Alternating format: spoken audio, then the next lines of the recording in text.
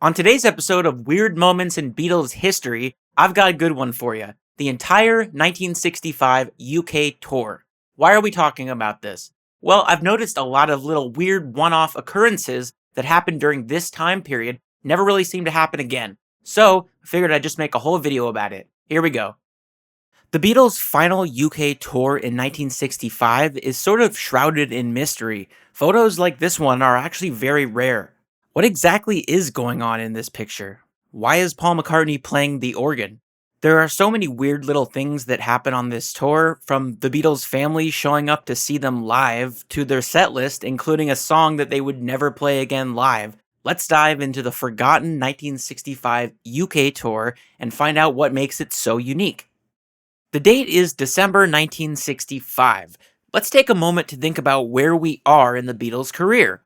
This tour comes after their exhausting tour of the US in August, which included the massive Shea Stadium concert.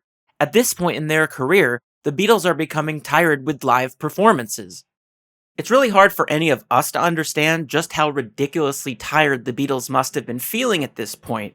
And to illustrate the absurdity of the Beatles' touring schedule, let's have a look at the list of their live performances. So check out this tour date list from 1963. It's actually comical to the point where I'm kind of amazed that they didn't get burnt out earlier. Other than a few days in between various tours, there are literally 0 breaks for the entire year. Now, to give you guys a bit more context, I want to compare the 1965 end of year schedule to the years prior.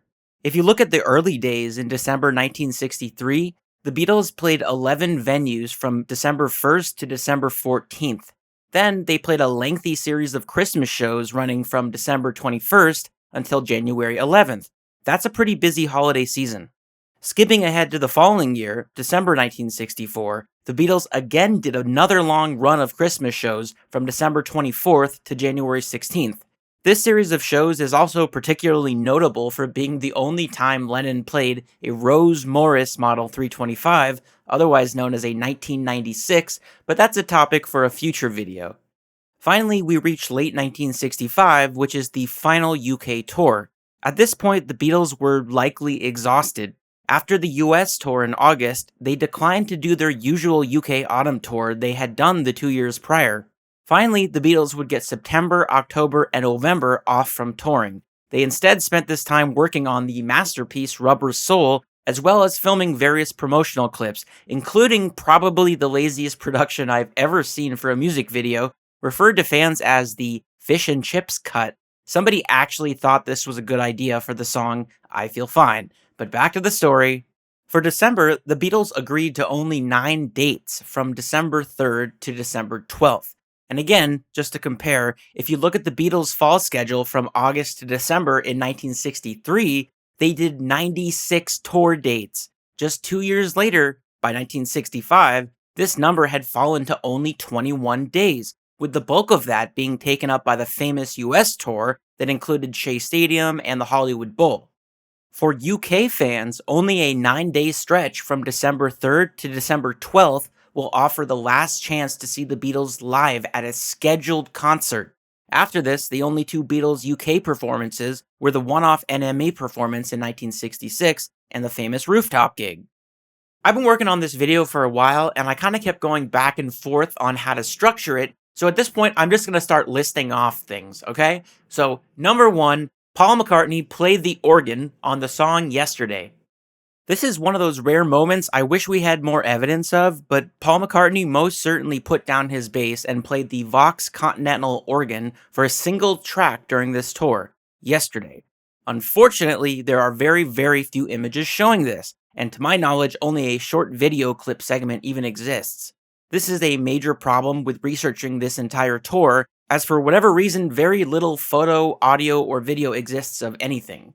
It's often been reported that Paul did a solo arrangement of Yesterday for this tour, but I'm not so sure that's true. In this incredibly rare stage shot, you can see that the rest of the band appears to be performing alongside Paul, so you let me know what you think. Number 2, John Lennon appears to keep his guitar strung up throughout the entire show, even if he is playing organ. I've noticed in a few pictures that Lennon appears to keep his Rickenbacker 325 strapped up while he played keyboard. I'm not sure if this is a sign of overall laziness or lack of excitement towards the tour, but it's definitely a different vibe than what you see at Shea Stadium. The more likely reason for this apparent lack of excitement is that Lennon wasn't using the organ for their closing number, I'm Down, at all. Which leads us to number 3, and this is a big one. The Beatles played We Can Work It Out live throughout this tour. The Beatles performed We Can Work It Out during this final UK tour. Considering that the Beatles never played this song live again ever in any other tour, combined with the fact that no surviving audio or video footage appears to exist, means that discovering a 65 live in the UK performance of We Can Work It Out is considered a white whale by many Beatles collectors.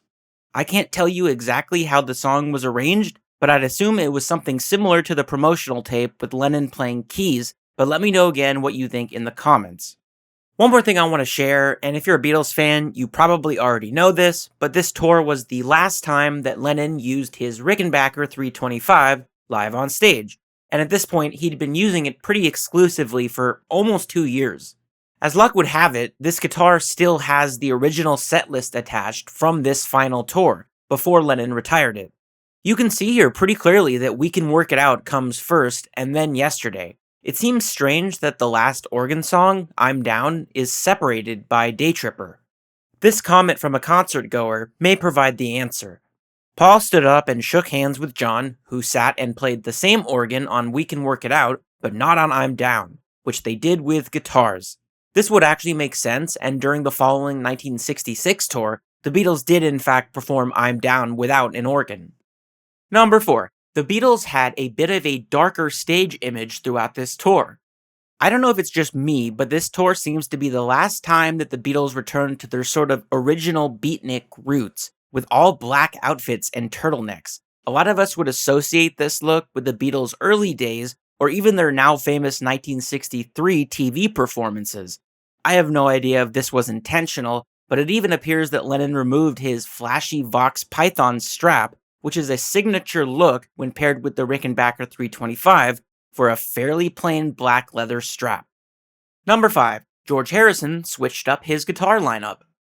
This is the only tour where you'd find George Harrison playing a Gibson ES-345 live, which is a pretty rare guitar in its own right.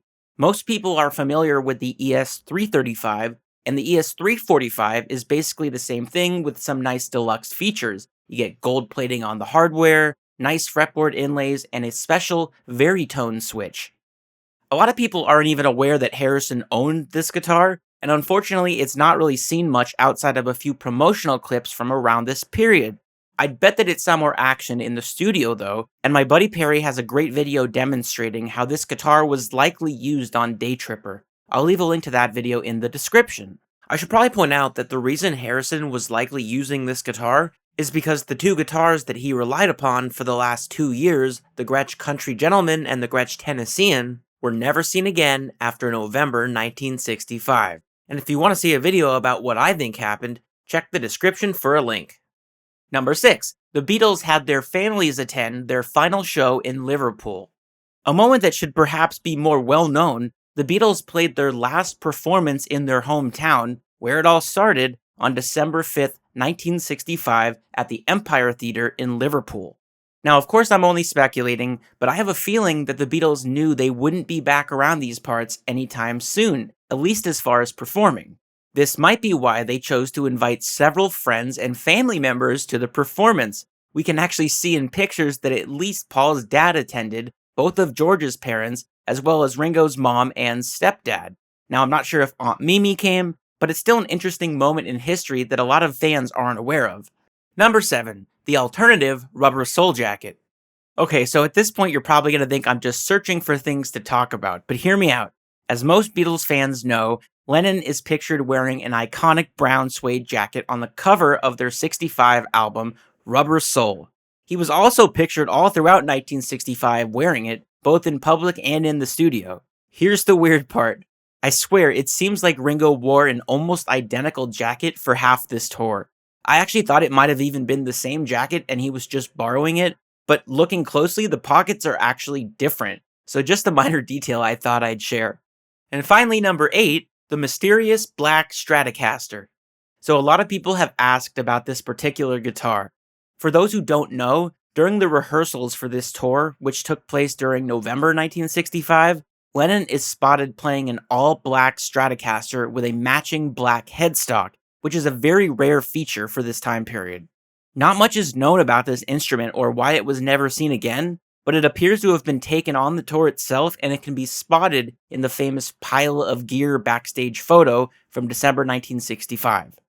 That's all for today's video. If you like this content, please like and subscribe. It actually really does help me out. Other than that, see you next time.